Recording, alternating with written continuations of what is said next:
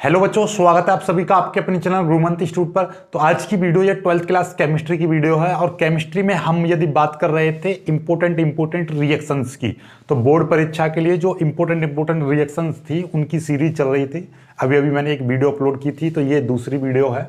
और इस वीडियो में देखिएगा, आज हम आपको कराएंगे कि एथिल अल्कोहल से मेथिल एमीन कैसे बनता है, कैसे प्राप्त करोगे एथिल अल्कोहल से मेथिल एमीन। बहुत ही ज़्यादा इंपॉर्टेंट रिएक्शन है और ये अपने आप में कम से कम 8 से 10 रिएक्शनों को कंप्लीट करती है एक रिएक्शन ही। इसीलिए ये रिएक्शन जितनी ज़्यादा छोटी लग रही है देखने में, उतनी ही ज़्यादा मोटी है, यानी बहुत भयंकर वाली है। वेरी मोस्ट इंपॉर्टेंट रिएक्शन है, इसको ढंग से और कर लेना। ठीक है, चलिए तो स्टार्ट करते हैं। ये कई स्टेपों में कंप्लीट होती है। तो सबसे पहले हम लेते हैं एथिल अल्कोहल। एथिल अल्कोहल का फॉर्मूला क्या होता है भाई? C2H5OH। इसका नाम क्या है आप जानते हो? Ethyl alcohol. ये है होता है आपका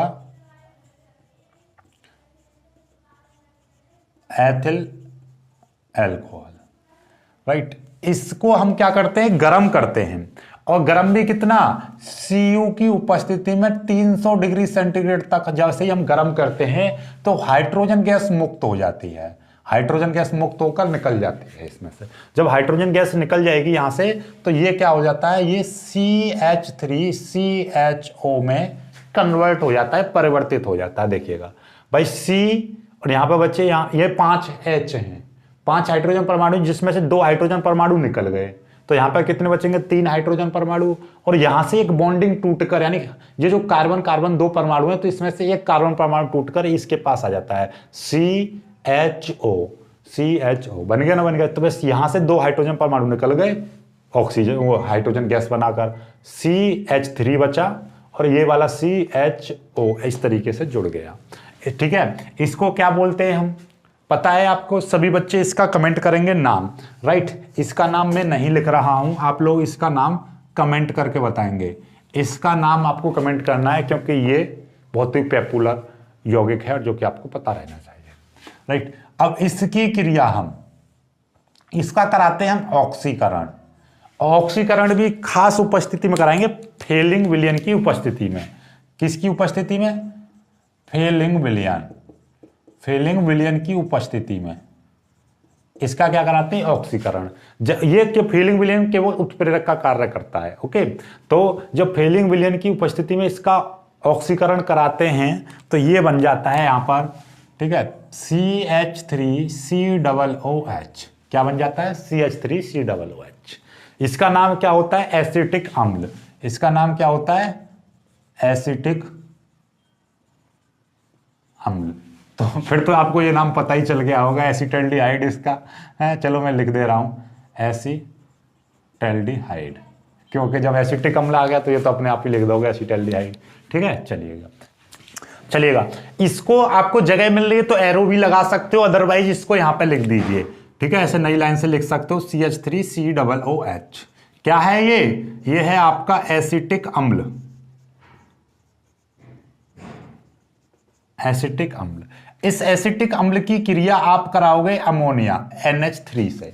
जैसे ही मैं इसकी क्रिया NH3 से कराता हूं तो ये बन जाता है आपका अमोनियम एसीटेट, CH3COONH4। क्या बन जाएगा? देखिएगा, ये CH3COO, यहां पे H है, ये वाली जो चीज है इसके साथ जुड़ जाएगी तो NH4 हो जाएगा। इसका नाम क्या बन जाएगा? अमोनियम एसीटेट बन गया। अब चलिएगा, इसकी क्रिया किससे कराएंगे हम? इसकी क्रिया करा रहे हैं हम किससे? इसको डायरेक्टली गर्म कर देते हैं। जैसे ही हम इसको गर्म करते हैं तो ये बन जाता है CH3CONH2। ये बन जाएगा CH3CONH2, यानी कि NH2, यहां से 2 हाइड्रोजन परमाणु इस ऑक्सीजन परमाणु के साथ मिलकर क्या बना लेगा? H2O। भैया, जब कोई किसी भी चीज को गर्म करते हैं तो सिंपल सी बात है, जल वाष्प बन के निकलने लगती है। यौगिक को हम गर्म करेंगे, ठीक है, तो जल वाष्प बन के उड़ेगी, भाप बन के निकलेगी, यानी कि वो जल निकल जाता है, जल के अणु, यानी कि हाइड्रोजन और ऑक्सीजन मिलकर निकल जाती है। तो 2 हाइड्रोजन परमाणु, 1 ऑक्सीजन परमाणु मिलकर जल के अणु वाष्प के साथ में निकल जाता है। तो ये क्या बन जाता है? एसिटामाइड बन जाता है ये। ठीक है, एसिड प्लस एमाइड, यानी कि एसीटामाइड, जिसे बोलते हैं हम एसिटामाइड, ठीक है, एसिटामाइड बन गया, ठीक है। तो यहां के बाद में ये है आपका एसिटामाइड, चाहो तो यहां से भी आगे एरो लगा देना या फिर यहां पर लिख देना। तो ये क्या हो जाएगा, CH3CONH2, ये है आपका एसिटामाइड। एसिटामाइड की क्रिया हम किसके साथ कराते हैं, याद हो तो एसिटामाइड की क्रिया ब्रोमीन तथा कास्टिक पोटास के विलयन के साथ कराते हैं तो आपका प्राथमिक एमीन बनते हैं, इसी को हाफमान ब्रोमाइड अभिक्रिया कहते हैं। तो यहां पे क्या है, Br2 प्लस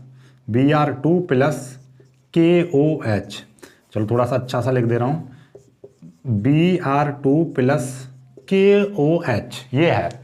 तो ये Br2KOH, यानी कि एसिटामाइड की क्रिया ब्रोमीन तथा KOH कास्टिक पोटास के विलयन के साथ कराते हैं तो प्राथमिक एमीन बनता है। प्राथमिक एमीन का मतलब यहां पे हमें क्या बनाना है, मेथिलेमीन बना दो, मेथिलेमीन CH3NH2, ये बन गया आपका मेथिलेमीन, मेथिलेमीन, राइट। अब इस क्रिया को थोड़ा सा संतुलित करते हैं, देखिए संतुलित करने का तरीका क्या है, इसको थोड़ा सा प्लस यहां पे लगाएंगे, ठीक है। आपको याद हो तो हमने क्या बताई थी, जैसे कि ये K है, ये Br2 है, तो भैया जैसे जितने Br2 हैं, 2 Br हैं, तो भैया 2 KBr बनेगा ही बनेगा। क्या बनेगा, 2 KBr, K के साथ में Br2 है तो 2 KBr निकलेगा। ये K है और यहां पे CO है, तो आंख मीच के क्या निकलेगा, K2CO3 भी निकलेगा, K2CO3। अब देखना जरा, इधर 2K और 2K, क्योंकि K और 2 की मल्टीप्लाई 4K हो गए, ठीक है, 4 पोटेशियम परमाणु हो गए। इधर कितने, 1 पोटेशियम परमाणु है, इसीलिए मैं यहां पर क्या कर दूंगा, 4 की मल्टीप्लाई कर दूंगा।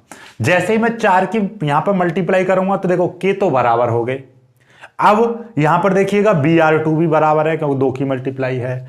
कार्बन परमाणु 1 और 1 2, यहां पर भी कार्बन परमाणु कितने हैं, 1 और 1 यहां पर आ गया 2। अब ऑक्सीजन परमाणु देखना जरा, यहां पर 1 ऑक्सीजन परमाणु और 4 ऑक्सीजन परमाणु ये है, लेकिन इधर की साइड में 3 ऑक्सीजन परमाणु हैं। तो मतलब क्या है कि इधर की साइड में 2 ऑक्सीजन परमाणु ज्यादा हैं। एक रूल में हमने बता रखा है कि इधर की साइड में जितने ऑक्सीजन परमाणु ज्यादा होते हैं तो उधर की साइड में उतने ही जल के अणु जोड़ देते हैं। तो यहाँ पर 2 ऑक्सीजन परमाणु थे इधर ज्यादा, तो 2 H2O जोड़ दे, ऑक्सीजन बराबर हो गई। अब देखना जरा हाइड्रोजन देखो, 3 और 2 5 और 4 की मल्टीप्लाई हो रही है इसमें, 5 4 9, तो 9 हाइड्रोजन परमाणु है इधर। इधर देखना जरा, 3 और 2 5, 5 और 2 दूनी 4, यानी 5 4 9, तो हो गई लो संतुलित। समझ में आई बात, नहीं आई? आप चाहो जैसे कि हमारा ये लिखा हुआ है तो आप इसको प्लस ना लिखकर यहां पे भी लिख सकते हो कि 2 KBr minus K2CO3 minus H2O। अब ऐसा मत कर देना कि इसको भी माइनस में लिख दो और यहाँ पे प्लस में भी लिख दो, तो गलत कर देगा। या तो ये चीज लिखो या ऐसे लिख दो। तो ये अंत में आ रही है ना, तो ये एक हाफमान ब्रोमाइड अभिक्रिया बन गई है, ठीक है। तो इसको क्लियर होगी बात। एक बार फिर से मैं इस चीज को बता दे रहा हूं क्योंकि ये हाफमान ब्रोमाइड अभिक्रिया ये यहां से यहां तक, ठीक है, नाम वाली रिएक्शन में आ जाती है, बहुत ज्यादा इंपॉर्टेंट है ये, इसको रट लेना। हाफमान ब्रोम एमाइड अभिक्रिया इतनी ज्यादा इंपॉर्टेंट है, कई बार आ चुकी है, अब मेरे को बताने की जरूरत नहीं कितनी ज्यादा इंपॉर्टेंट है, राइट। तो चलिएगा, इसको लर्न कर लेना, चाहे कैसे भी हाथ पे हाथ धर के याद करिए, कैसे भी याद करिए, कर लेना याद, राइट।